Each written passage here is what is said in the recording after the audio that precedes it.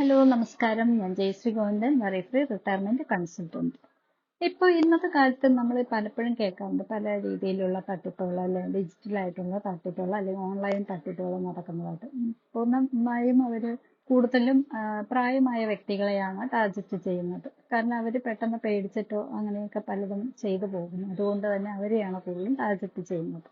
അപ്പോൾ as A financial adviser ഞാൻ നിങ്ങൾക്ക് എങ്ങനെ ഒരു ഫിനാൻഷ്യൽ അഡ്വൈസ് തരുന്നത്, എങ്ങനെ നിങ്ങളുടെ സാമ്പത്തിക വളർച്ച എങ്ങനെ ഉണ്ടാക്കാം എന്നുള്ള രീതിയിൽ ഞാൻ സംസാരിക്കുമ്പോൾ, അതേപോലെ തന്നെ നിങ്ങളുടെ സമ്പത്ത് എങ്ങനെ സംരക്ഷിക്കാം എന്ന് കൂടി പറഞ്ഞു തരുന്നത് നന്നായിരിക്കുമെന്ന് കരുതിയത് കൊണ്ടാണ് ഞാൻ ഈ ഒരു എപ്പിസോഡ് എന്ന് ചെയ്യുന്നത്.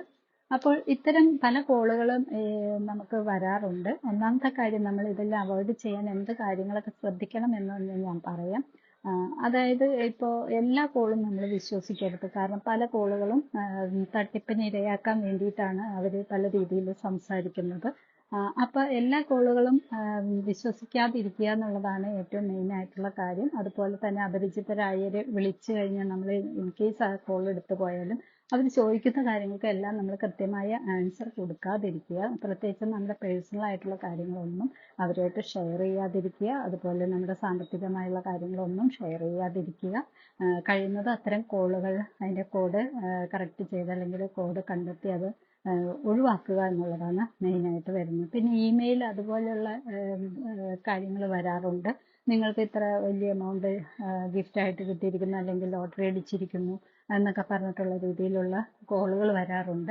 അപ്പം അത്തരം കോളുകൾ വരുമ്പോൾ, അല്ലെങ്കിൽ അത്ര ഇമെയിലുകൾ വരുമ്പോഴും അതിനകത്ത് തന്നിരിക്കുന്ന ലിങ്കുകളൊന്നും ക്ലിക്ക് ചെയ്യാതിരിക്കുക. ഒരു കാരണവശാലും ഒരു സാമ്പത്തിക രീതിയിലുള്ള ഇൻസ്റ്റിറ്റ്യൂട്ടും അതിൻ്റെ ഇമെയിൽ വഴിയൊന്നും ഒരിക്കലും നമ്മളുടെ വ്യക്തിപരമായ കാര്യങ്ങളൊന്നും ചോദിക്കാറില്ല. അപ്പം അതുകൊണ്ട് അത്തരം കാര്യങ്ങളിലൊന്നും നമ്മൾ ചെയ്യാതിരിക്കുക. പിന്നെ നമുക്ക് എന്തെങ്കിലും ഒരു സാമ്പത്തിക രീതിയിലുള്ള എന്തെങ്കിലും കാര്യങ്ങൾ ചെയ്യണമെങ്കിൽ തന്നെ ആരെങ്കിലും പറയുന്നത് കേട്ടിട്ടോ അല്ലെങ്കിൽ മികച്ച വാഗ്ദാനങ്ങളൊക്കെ നൽകുന്നത് കണ്ടിട്ടൊന്നും അതിനകത്തേക്ക് കൊണ്ട് ഇൻവെസ്റ്റ് ചെയ്യാതിരിക്കുക. നിങ്ങൾ അത്തരം ഇൻവെസ്റ്റ്മെന്റ് ചെയ്യുന്നതിന് മുമ്പ് നിങ്ങളുടെ ഏറ്റവും അടുത്ത ബന്ധുക്കളോടോ അല്ലെങ്കിൽ ഏറ്റവും നിങ്ങൾ അറിയുന്ന ഏതെങ്കിലും നല്ലൊരു ഫിനാൻഷ്യൽ അഡ്വൈസറിനോടോ അഡ്വൈസ് എടുത്തതിന് ശേഷം മാത്രം ചെയ്യുക. പിന്നെ സോഷ്യൽ മീഡിയയിൽ കൂടെ പലരും വ്യക്തിപരമായ കാര്യങ്ങളെല്ലാം ഷെയർ ചെയ്യാറുണ്ട്. അതൊരിക്കലും ചെയ്യാതിരിക്കുക. പ്രത്യേകിച്ച് നമ്മൾ നമ്മുടെ ഫാമിലി ആയിട്ടുള്ള ഫോട്ടോസ് അല്ലെങ്കിൽ അതിൻ്റെ മറ്റ് ഡീറ്റെയിൽസ് കാര്യങ്ങൾ ഇതൊന്നും സോഷ്യൽ മീഡിയ വഴി നമ്മൾ പബ്ലിഷ് ചെയ്യാതിരിക്കുക എന്നുള്ളതാണ്. കാരണം ഇത്തരം കാര്യങ്ങളൊക്കെ കണ്ടുകൊണ്ടിരിക്കുന്ന ഒരു തട്ടിപ്പ് വീരന് ഈ കാര്യങ്ങൾ, നമ്മുടെ കുടുംബ കാര്യങ്ങളും ഒക്കെ മനസ്സിലാക്കാനും അതനുസരിച്ചിട്ട് അവർക്ക് പ്ലാൻ ചെയ്യാനും ഒക്കെ ഉള്ള ഇട നൽകുന്നത്. അപ്പം അത്തരം കാര്യങ്ങളൊക്കെ കഴിയുന്നത് ഒഴിവാക്കുക. പല ആളുകളും കുട്ടികളുടെയും അല്ലെങ്കിൽ വീട്ടിലുള്ള സ്ത്രീകളുടെയും അല്ലെങ്കിൽ കുടുംബമായിട്ടുള്ള ഫോട്ടോസും അതൊക്കെ ഷെയർ ചെയ്യുന്നത്, അങ്ങനെ ആ രീതിയിൽ അതിൽ നിന്നൊക്കെ ഫോട്ടോ എടുത്തിട്ട് മോർഫിംഗ് ഒക്കെ നടത്തിയിട്ട് പല രീതിയിലൊക്കെ അപകടത്തിലേക്ക് പോകാറുണ്ട്. അപ്പം അതുകൊണ്ട് അത്തരം കാര്യങ്ങളൊന്നും ചെയ്യാതിരിക്കുക എന്നുള്ളതാണ് ഏറ്റവും നല്ല രീതിയിലുള്ള കാര്യങ്ങൾ. പിന്നെ നമുക്ക് ബാങ്കിങ് അതുപോലെയുള്ള കാര്യങ്ങളൊക്കെ ഉണ്ട്, ഓൺലൈനായിട്ടുള്ള പല പാസ്വേഡുകളുണ്ടാകും. ഇതൊന്നും നമ്മൾ ആരോടും ഷെയർ ചെയ്യാതിരിക്കുക. അതെല്ലാം നമ്മൾ പ്രത്യേകിച്ചും ശക്തമായ പാസ്വേഡ് ഉപയോഗിച്ച് തന്നെ എല്ലാം ലോക്ക് ചെയ്ത് വയ്ക്കുക. പിന്നെ ഒരേ കാര്യങ്ങളിൽ തന്നെ ഒരേപോലെയുള്ള ഇപ്പോൾ പല ബാങ്കുകളൊക്കെ ഉണ്ടെങ്കിൽ അതിൽ നമ്മൾ യൂസ് ചെയ്യുന്ന പാസ്വേഡ് എന്ന് പറയുന്നത് എല്ലാം ഒന്ന് തന്നെ ആവാതെ പലതും വ്യത്യസ്തമായിട്ടുള്ളത് നമ്മൾ ചെയ്തു വച്ചാൽ പോലും നമുക്ക് കുറേ കാര്യങ്ങളിലൊക്കെ അപകടത്തിൽ നിന്ന് ഒഴിവാക്കാനായിട്ട് സാധിക്കും. അപ്പോൾ ഇതെല്ലാം ഒന്ന് ശ്രദ്ധിച്ചു കഴിഞ്ഞാൽ കുറേ കാര്യങ്ങൾ നമ്മളായിട്ട് ചെന്ന് ചാടിക്കൊടുക്കാതെ നോക്കാനായിട്ട് സാധിക്കും.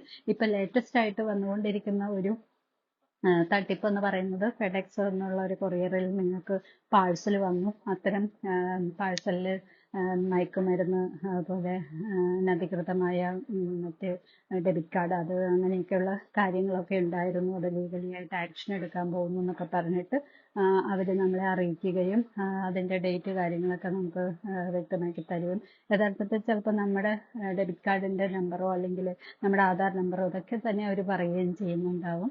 അതുപോലെ തന്നെ പിന്നീട് ഒരു പോലീസ് ഓഫീസർ എന്ന രീതിയിൽ വേറൊരാൾ യൂണിഫോമിലൊക്കെ വന്ന് സംസാരിക്കുകയും നമ്മളെ അറസ്റ്റ് ചെയ്തിരിക്കുന്നു, ഡിജിറ്റലി അറസ്റ്റ് ചെയ്തിരിക്കുന്നു, ഇത്ര എമൗണ്ട് തന്നാലാണ് നിങ്ങൾക്ക് ഈ കേസിൽ നിന്ന് ഊരാൻ പറ്റുള്ളൂ എന്നൊക്കെ പറഞ്ഞിട്ട് ലക്ഷങ്ങൾ പല വിദ്യാസമ്പന്നരായവരിൽ നിന്ന് പോലും ലക്ഷങ്ങൾ തട്ടിച്ചു കൊണ്ടുവയ്ക്കുന്ന ഒരു കേസാണ് ഇപ്പം ലേറ്റസ്റ്റ് ആയിട്ട് വന്നുകൊണ്ടിരിക്കുന്നത്.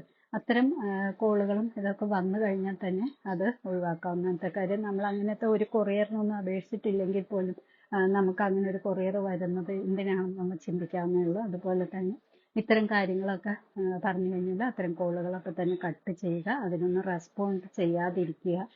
പിന്നെ ഏതെങ്കിലും കാരണവശാൽ നിങ്ങളുടെ അക്കൗണ്ടിൽ നിന്നും ക്യാഷോ മറ്റോ ഇത്തരം തട്ടിപ്പിലൂടെ പോയിട്ടുണ്ടെങ്കിൽ നിങ്ങൾ ഉടനെ തന്നെ കഴിയുന്നത് 24 മണിക്കൂറിനുള്ളിൽ തന്നെ നമ്മുടെ സൈബർ സെൽ സെക്യൂരിറ്റി വിഭാഗത്തെ അറിയിക്കുക.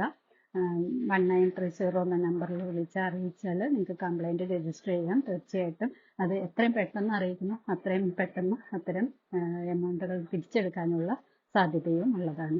അപ്പോൾ ഇത്തരം കാര്യങ്ങളൊക്കെ ഒന്ന് ശ്രദ്ധിക്കുക. ഇന്ന് ഏറ്റവും കൂടുതൽ ആളുകൾ ഓൺലൈനിൽ ആണ് കൂടുതൽ കാര്യങ്ങൾ ചെയ്യുന്നത്. അതുകൊണ്ട് ഈ ഒരു അറിവ് അവർക്ക് സൗകര്യപ്രദമായിരിക്കും, ഉപകാരപ്രദമായിരിക്കും എന്ന് ഞാൻ വിചാരിക്കുന്നു. ഈ ഒരു എപ്പിസോഡ് നിങ്ങൾക്ക് ഉപകാരപ്രദമായി എങ്കിൽ ലൈക്ക് ചെയ്യുക, മറ്റുള്ളവരിലേക്ക് ഷെയർ ചെയ്യുക, അതുപോലെ കമൻറ്റ് ചെയ്യുക. അടുത്തൊരു എപ്പിസോഡിൽ കാണുന്നവരെ ടേക്ക് കെയർ, ബൈ ബൈ.